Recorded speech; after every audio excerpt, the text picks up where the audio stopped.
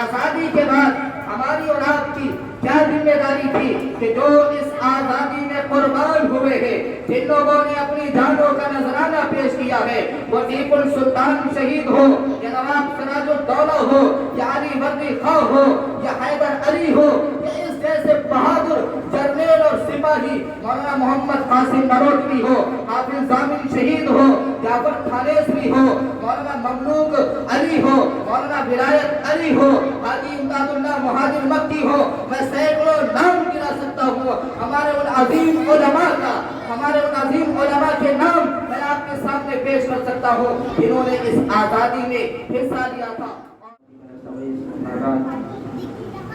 اعوذ باللہ من الشیطان الرجیم، بسم اللہ الرحمن الرحیم، انا نحن نزلنا الذکر وانا له لحافظون، صدق اللہ العظیم۔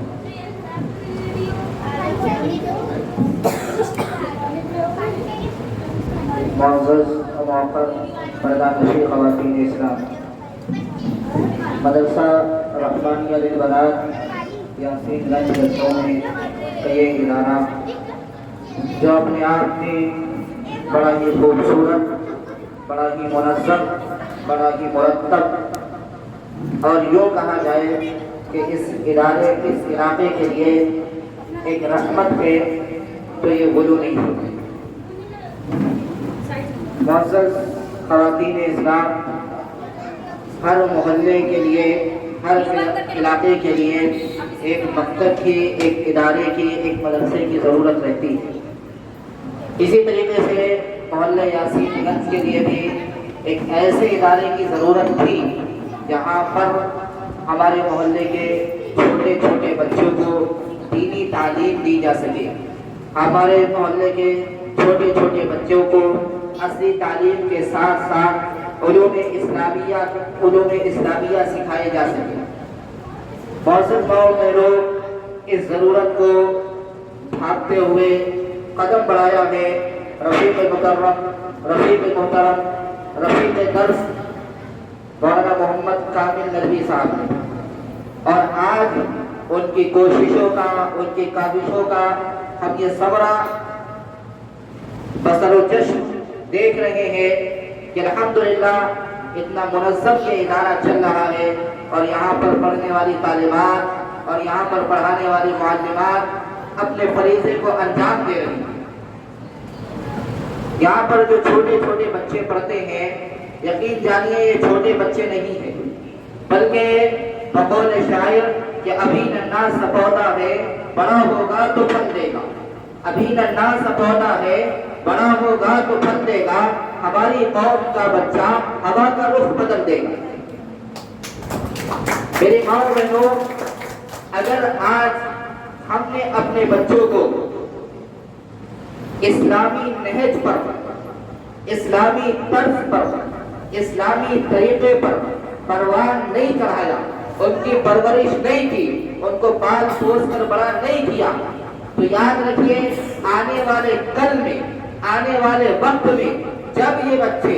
ہمارے ہاتھوں سے نکل جائیں گے، جب یہ بچے ہمارے گرفت سے باہر ہو جائیں گے اور ہماری بات کو یہ کمتر سمجھنے لگیں گے، تو اس وقت ہم کبھی افسوس ملیں گے، اس کے علاوہ ہمارے پاس کچھ بھی نہیں ہوگا۔ لہذا جب بچپن میں بچہ ہو تو اس کو، اسے ماں باپ کو چاہیے تو اس کو اسلامی طرز پر پالے اور پوس کر بڑا کرے۔ اگر آج ہم نے توجہ نہیں کی، آج ہم نے فکر نہیں کی اور آج ہم نے ان بچوں کی طرف دھیان نہیں دیا، تو یاد رکھیے یہ دور ارتداد کا دور ہے، یہ دور الحاد کا دور ہے، یہ دور بے ایمانی کا دور ہے، یہ دور فتنوں کا دور ہے، یہ دور انسان کو، ایک مسلمان کو، بالخصوص ایک مسلمان کو اس کے ایمان سے ہٹانے کا دور ہے۔ ایسے پرفتن حالات میں، ایسے پرفتن دور میں ہماری اور آپ کی ذمہ داری بڑھ جایا کرتی ہے۔ حضور پاک علیہ السلام نے ارشاد فرمایا کہ جب بچہ پیدا ہو تو اس بچے کے دائیں کان میں اذان دی جائے، بائیں کان میں تکبیر کہی جائے، پھر اس بچے کا اچھا سا نام رکھا جائے، اور جب بچہ تھوڑا سا بڑا ہو جائے، بولنے والا ہو جائے تو اس کی زبان سے لفظ اللہ نکلوایا جائے، کلمہ لا الہ الا اللہ محمد الرسول اللہ نکلوایا جائے۔ اور جب بچہ اور بڑا ہو تو اس کی پھر دینی نیت پر اس کی تربیت کرنی چاہیے، اس کی تعلیم کا انتظام کرنا چاہیے۔ حضور پاک علیہ السلام نے ارشاد فرمایا، ماں باپ کی طرف سے اولاد کے لیے سب سے بہترین تحفہ ان کی تعلیم کا، ان کی تربیت کا انتظام کرنا، اچھی تعلیم و تربیت کا انتظام کرنا۔ ایک حدیث میں آتا ہے اذا مات الانسان انقطع عمله، کہ جب انسان مر جاتا ہے تو اس کے سارے عمل اسے ختم کر دیے جاتے ہیں، الا ثلاثۃ، مگر 3 عمل ایسے ہوتے ہیں جو باقی رہتے ہیں۔ وہ کون سے عمل ہیں؟ ان میں سے ایک یہ ہے کہ انسان اپنی اولاد کو ایسا نیک اور فرما بردار بنا دے جو ان کی ماں باپ کی وفات کے بعد اپنے والدین کے لیے مغفرت کی دعا کرے۔ بہرحال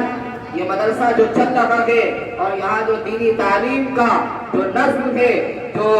انتظام کیا گیا ہے، الحمدللہ بہت ہی اچھا اور بہت ہی مفید قدم ہے۔ اللہ تعالیٰ اس مدرسے کو نظر بد سے بچائے، اس مدرسے کی حفاظت کرے اور اس مدرسے میں دن دونی رات چوگنی ترقی عطا فرمائے۔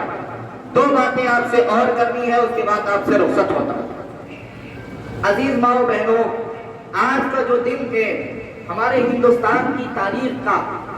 بڑا ہی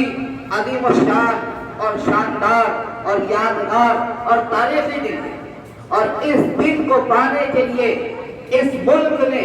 تقریباً 200 سال تک انگریزی سامراج سے جنگیں لڑی ہیں۔ اس ملک پر جب سب سے پہلے انگریزوں کا تسلط ہوا تھا، بلکہ یوں کہا جائے کہ اس ملک میں انگریزوں نے جو سب سے پہلا قدم رکھا تھا وہ 15ویں صدی شروع ہونے کے وقت رکھا تھا، اور اس ملک میں انگریزوں کی چاند کو سب سے پہلے بھانپنے والا جو شخص تھا، جسے دنیا شیخ احمد سرہندی کے نام سے جانتی ہے، شیخ احمد سرہندی نے اپنے تلامذہ کو، اپنے شاگردوں کو، اپنے مریدین اور متوسلین سے یہ کہا تھا کہ دیکھو یہ انگریز آ رہا ہے، تجارت کی غرض سے آ رہا ہے، لیکن یہ تجارت کی غرض سے نہیں آیا ہے، یہ اس ملک کو لقمہ بنا کر نگلنے کے لیے آیا۔ اس کے بعد مسلسل کوششیں ہوتی رہی، لیکن انگریز کیونکہ چھپا ہوا تھا، اور جب 1702 کے بعد سے انگریز کھل کر آیا تو 1754 میں نواب سراج الدولہ کے نانا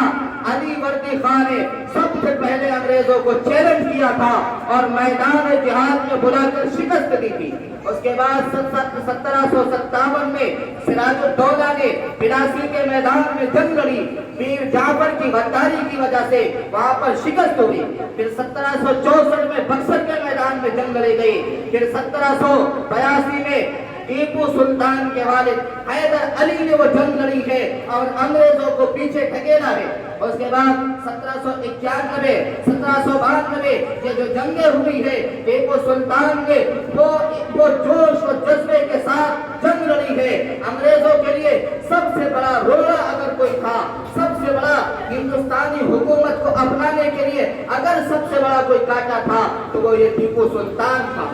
لیکن 1799 4 مئی کی وہ تاریخ تھی جہاں میر صادق کی غداری کی وجہ سے یہ جرنیل، یہ سپہ سالار، یہ بہادر، یہ عزم و ہمت سے پرجوش اور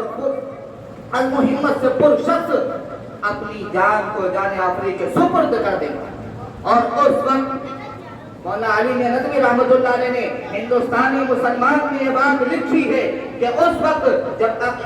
ٹیپو سلطان کی لاش پڑی ہوئی تھی، 3 دن تک لاش پڑی رہی، جب انگریز کنکریاں مارتے تھے، اور جب پورا یقین ہو گیا تو جنرل لارڈ ہاؤس نے جو ہاتھ آسمان کی طرف کھڑے کیے تھے اور کہا تھا کہ اب ہندوستان میں ہمارے بڑھتے ہوئے قدم کو کوئی نہیں روک سکتا، کوئی نہیں روک سکتا، اب آج سے ہندوستان ہمارا۔ پھر 1803 کی جب سال آیا ہے تو حضرت شاہ عبد العزیز دہلوی نے جہاد کا فتویٰ دیا ہے اور یوں کہا تھا کہ اب اس ملک کے ہر बशिंदे पर, हर हिंदुस्तानी पर अंग्रेजों से लड़ना और जिहाद करना और उन्हें पीछे हटाना फर्ज। और उसके बाद ये तहरीक चलती रही 1831 के अंदर बालाकोट के मैदान में सैयद अहमद शहीद की जो तहरीक थी, वो तहरीक भी यही पैगाम दे रही थी कि इस मुल्क में अंग्रेजों के बढ़ते हुए कदम को रोकना है। फिर 1857 में जो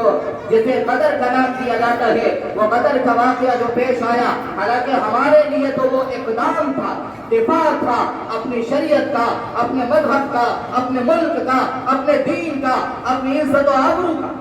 वो दिफा था, वो डिफेंस था। उसके बाद मुसलसल अंग्रेजों से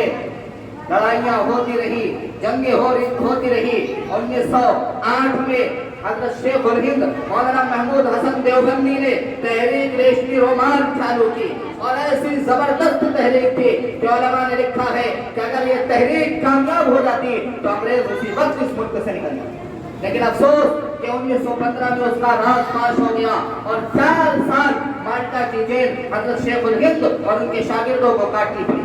और उसके बाद मुसलसल ये जोड़ मुसलसल होता रहा, कोशिशें होती रही, हत्ता के 15 अगस्त 1947 को ये देश आजाद हुआ। ये एक बात।